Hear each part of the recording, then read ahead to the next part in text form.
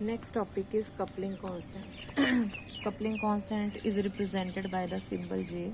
Coupling constant क्या होता है? फॉर एग्जाम्पल जब भी नॉन इक्वलेंट दो set of non equivalent proton एक दूसरे की स्प्लिटिंग करते हैं तो हमारे पास इस तरह से मल्टीप्लेट आते हैं. So the distance between the adjacent peaks in a multiplet is called coupling constant. जैसे ये डबलेट है तो डबलेट की ये दो पीक्स हैं, इनके बीच में जो गैप है डिस्टेंस है that is called coupling constant. Similarly ये ट्रिपलेट है तो दो पीक्स के बीच का डिस्टेंस जे, दो पीक्स के बीच का डिस्टेंस जे. आगे बात करते हैं इसके यूनिट्स की. हर्ट्ज भी ले सकते हो, साइकिल्स पर सेकंड भी ले सकते हो. जैसे केमिकल शिफ्ट अप्लाइड फील्ड पे डिपेंड नहीं करती वैसे ही कपलिंग कांस्टेंट अप्लाइड फील्ड पे डिपेंड नहीं करता. यानी कि आप जितने मर्जी स्ट्रॉन्ग मैग्नेट लगाते जाओ इनके बीच का जो गैप होएगा that will be same. Next, वो प्रोटोन जो एक दूसरे को कपल करते हैं यानी कि स्प्लिटिंग करते हैं, इसके लिए हम टर्म यूज करते हैं द म्यूचुअली कपल्ड. म्यूचुअल का मतलब क्या होता है? Two way approach.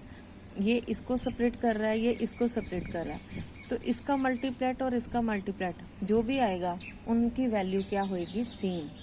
So the mutually coupled protons they have same value of J. For example ये मैंने इसका PMR बनाया. जैसे ये हमारे दो प्रोटोन्स हैं, पहले इसका सिग्नल आएगा, n+1 रूल लगाओगे, इसके नेबर में 3 प्रोटोन है तो क्वार्टेट आएगा, ये होएगी रेशो.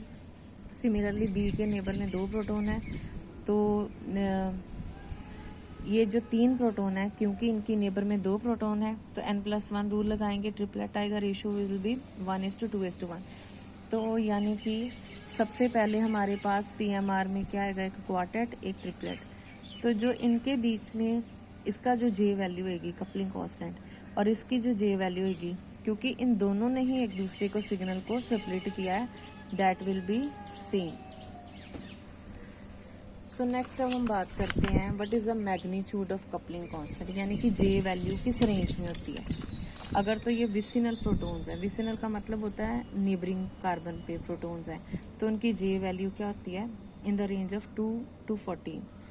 बट अगेन ये डिपेंड करती है कि किस तरह से अरेंजमेंट है और ये मॉलिक्यूलर स्ट्रक्चर पर भी डिपेंड करती है. For example anti form and gauche form. Anti form की वैल्यू इस रेंज में होती है 5 to 14, गॉचे की 2 to 6 hertz. Again hertz they are the unit of coupling constant. इसके अलावा अगर हम एग्जाम्पल ले लें, सिंपल एग्जाम्पल जैसे इथाइल क्लोराइड है, यहाँ पे भी विसिनल कपलिंग हुई तो J वैल्यू किस रेंज में होगी? 6.5 से लेके 7.5. Another example under the category of vicinal proton will be, for example ये अल्कीन है.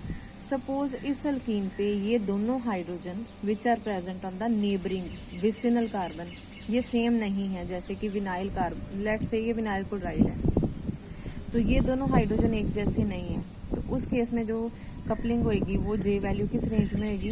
अगर तो ये एक ट्रांस अल्कीन है तो J value will be 11 to 18. अगर ये सिस है it will be in the range of 6 to 14. Next हम आते हैं एलाइलिक प्रोटोन्स. एलाइलिक प्रोटोन्स क्या हैं? फॉर एग्जाम्पल अब यहाँ पे हम एग्जाम्पल ले रहे हैं CH2 double bond CH2, this is allyl chloride. तो एलाइलिक प्रोटोन में ये जो प्रोटोन्स हैं जब इनकी आपस में स्प्लिटिंग होगी तो value will be in the range of 2 to 13. Last हम आते हैं aromatic. Aromatic means benzene. Benzene means ortho Meta para. तो जो ऑर्थो प्रोटोन्स अगर आपस में कपलिंग करते हैं तो वैल्यू इस रेंज में होगी 8 to 10. मेटा है तो 1 to 3 और अगर पैरा है तो 0 to 1. तो हम इसको उल्टा पढ़ते हैं. पैरा के केस में सबसे कम 0 to 1, उसके बाद 1 to 3 और सबसे ज़्यादा है ऑर्थो के केस में वैल्यू कितनी है? 8 to 10. अब ये जो J वैल्यूज हैं दे आर वेरी इंपॉर्टेंट. क्यों? जब हम इनका NMR लेंगे हमें नहीं पता कि कौन सा आइसोमर है, ऑर्थो है, मेटा है, पैरा है.